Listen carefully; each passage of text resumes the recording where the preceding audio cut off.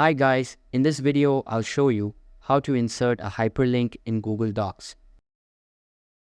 First of all, open any type of preferred browser on your PC and search for docs.google.com.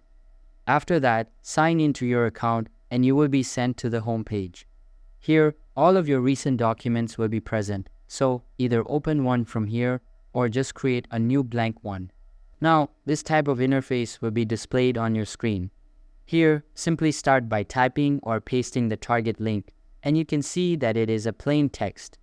Now, you just need to highlight the text and then click on this link icon at the top to convert it into a hyperlink. Once you do that, you can just hover your cursor over it and the link preview will appear.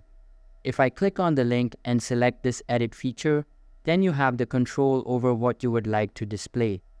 Either you can let it stay as it is, or you can enter certain text to represent the link. So that's all for this video. If this video was helpful, don't forget to subscribe and hit the like button. Thanks.